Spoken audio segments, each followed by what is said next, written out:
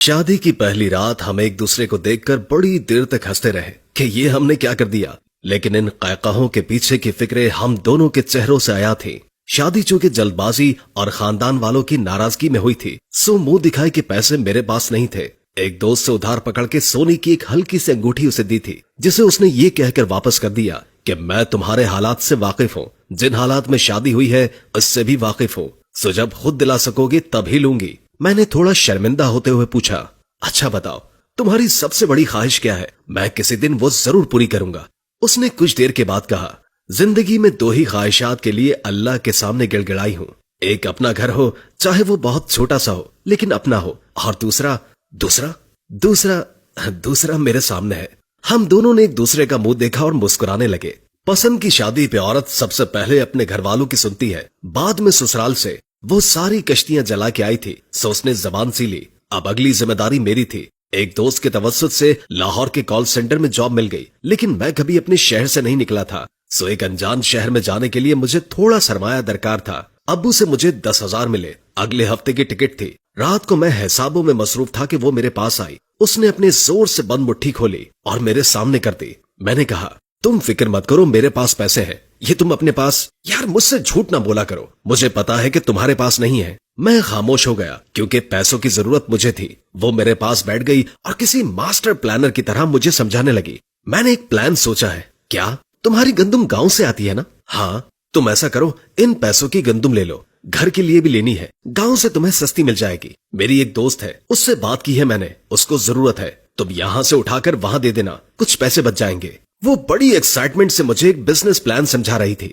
میں اس کی معصومیت پہ مسکرایا، لیکن پلان برا نہیں تھا، پلان کامیاب رہا۔ یہ پلان ہم نے گھر والوں سے مخفی رکھا۔ پیسے لے کر جب میں گھر پہنچا تو رات کو ہم چھوٹے بچوں کی طرح پیسے گن رہے تھے، جیسے بچے غلک توڑنے کے بعد گنتے ہیں، حتیٰ کہ ان کو پورا حساب ہوتا ہے۔ ہمیں فی منتھ 350 کے حساب سے 6,300 کا منافع ہوا۔ یہ ہمارا پہلا کامیاب بزنس تھا۔ 2,000 میں نے اس کے منع کرنے کے باوجود اس کے ہاتھ پہ رکھا، کیونکہ اصولی طور پر یہ اسی کی کمائی تھی۔ اگلے ہفتے میں اسے چھوڑ کر لاہور نکل گیا۔ لاہور میرے لیے انجان تھا۔ کچھ دن دوست کے ساتھ رہا، بعد میں جب اپنی رہائش ڈھونڈنی پڑی تو دال روٹی کا بھاؤ پتہ چلنے لگا۔ رہائش اور ماہانہ خرچوں کا حساب لگایا تو یہ میری سوچ سے تھوڑا زیادہ تھا۔ پیچھے میری ایک منتظر بیوی بھی تھی، اور ایک تنخواہ میں مجھے میرا گزارا ہوتا مشکل نظر آ رہا تھا۔ پتہ نہیں یہ اس کی محبت تھی یا احساس ذمہ داری۔ میں نے بھی تہیہ کر لیا کہ کچھ نہ کچھ تو کروں گا ہی۔ اس نے اگر میرے بھروسے پر سب چھوڑا ہے تو اس کا بھروسہ ٹوٹنے نہیں دے سکتا۔ میں نے اپنے کال سینٹر کے قریب کام ڈھونڈنا شروع کیا۔ اتفاق سے وہاں ایک ریسٹورانٹ میں مجھے نوکری مل گئی۔ ہوتا اب یہ تھا کہ صبح 7 سے شام 5 تک کال سینٹر میں تھا، وہاں سے آ کے سو جاتا تھا، اور رات 12 سے صبح 6 تک نائٹ شفٹ پر ریسٹورانٹ۔ وہاں سے مجھے 2 وقت کا کھانا مل جاتا تھا، جس سے میرا کافی خرچہ بچ جاتا تھا۔ کال سینٹر کی تنخواہ 15,000 تھی، جو کہ کمیشن ملا کے قریب 25-26 بن جاتا تھا، اور ریسٹورانٹ والے مجھے 8,000 دیتے تھے۔ اس اضافی کام کا میں نے گھر نہیں بتایا تھا، ورنہ میری بیوی مجھے کبھی یہ نہ کرنے دیتی۔ مہینے کے بعد گھر گیا تو 12,000 اس کے ہاتھ پر رکھ دیے۔ اس نے چمکتی آنکھوں کے ساتھ 3 دفعہ گنتی کی، پھر انہیں 2 دفعہ چوما، اور نمناک آنکھوں کے ساتھ اپنے اٹیچی کیس میں اپنا حق سمجھ کے رکھ لیے۔ اس کی وہ خوشی میرے لیے کائنات کی سب سے محبوب چیز تھی۔ میں اسے اپنے ساتھ لے جانا چاہتا تھا، لیکن وہاں کے حالات اس چیز کی اجازت نہیں دیتے تھے۔ اس نے بھی بردباری کی انتہا کرتے ہوئے خود ہی منع کر دیا۔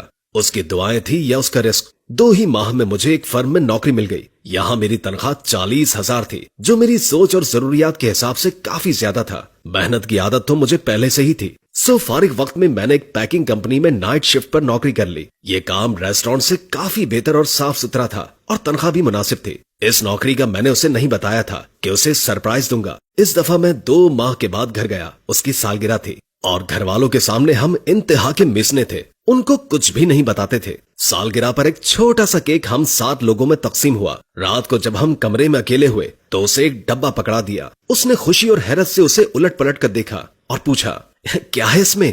خود ہی دیکھ لو۔ او اچھا، میرے پاس بھی کچھ ہے۔ میں نے حیرت سے پوچھا، واقعی؟ کیا؟ اس نے اپنے اٹیچی کیس سے ایک چھوٹا سا ڈبہ نکال کر مجھے دے دیا۔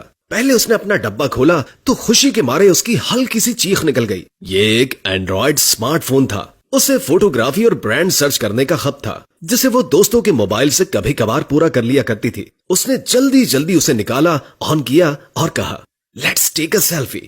اور یہ ہماری ایک ساتھ پہلی باقاعدہ فوٹو تھی۔ اب میری باری تھی۔ میں نے गिफ्ट खोलना शुरू किया। ये जी शॉक की एक स्पोर्ट्स वॉच थी। उसे मेरी ख्वाहिशात का बखूबी इल्म था। ये काफी महंगी थी, जिसकी मैंने अपनी जिंदगी में हमेशा बस ख्वाहिश ही की थी। इसके पैसे उसने अपने खर्चे में से कैसे बचाए थे वो मेरी समझ से बाहर था। उसके तोहफे के आगे मेरा तोहफा शर्मिंदा हो रहा था। उस रात हमने अपने तोहफे को खूब एंजॉय किया। औरतें घरदारी के मामले में बहुत ही दूर अंदेश होती हैं। वो अपने हमसफर के साथ बच्चों के नाम, हत्ता के होने वाले घर के पर्दों और चादरों के डिजाइन तक शादी से पहले सोच लेती हैं। हमने शादी की पहली रात ये वादा किया था कि औलाद की तरफ तब जाएंगे जब उनको खुद से बेहतर जिंदगी दे सके।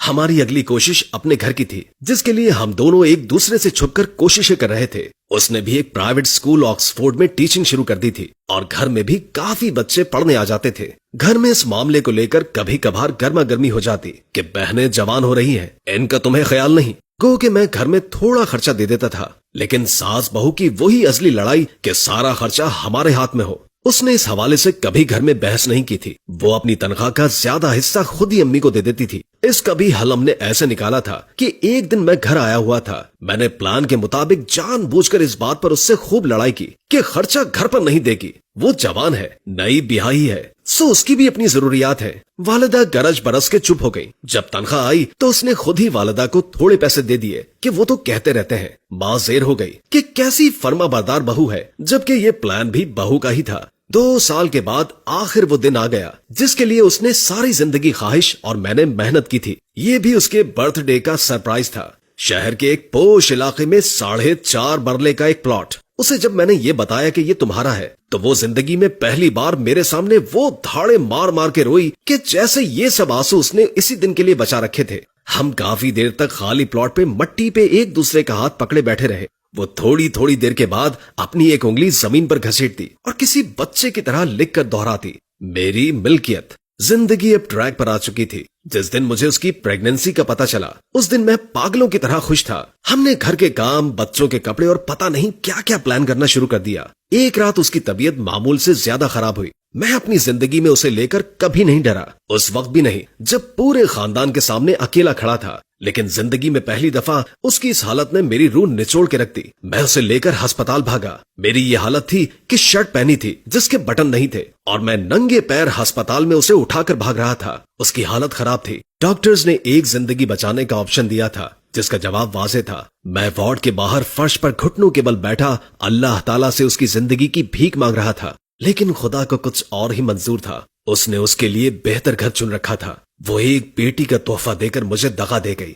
उसका तोहफा हमेशा की तरह मेरे सारे तोहफे पर भारी था। मैंने उसी के नाम पर हमारी बेटी का नाम रखा। आज भी मैं अपनी बेटी को उस पोश इलाके में एक खूबसूरत प्लॉट के पास उसकी माँ से मिलवाने ले जाता हूँ तो वो मुझसे अक्सर पूछती है, बाबा मामा यहाँ सबसे अलग क्यों रहती हैं? मैं उसे हमेशा टाल देता हूँ। मैं उसे कैसे बताऊं कि ये उसी का घर है, ये उसी की मलकियत है जिस पर उसके अलावा किसी का हक नहीं। उम्मीद करते हैं कि आप भी मेरी तरह कुछ जज्बाती हो गए होंगे। आखिर में अपने देखने वालों से बस इतना ही कहूंगा कि अपनी शरीके हयात की कदर करें, उन्हें प्यार दें। ये सिर्फ प्यार की भूखी होती है। अल्लाह से दुआ है कि अल्लाह हम सब बहन भाइयों के घर आबाद रखे। आमीन सुम्मा आमीन।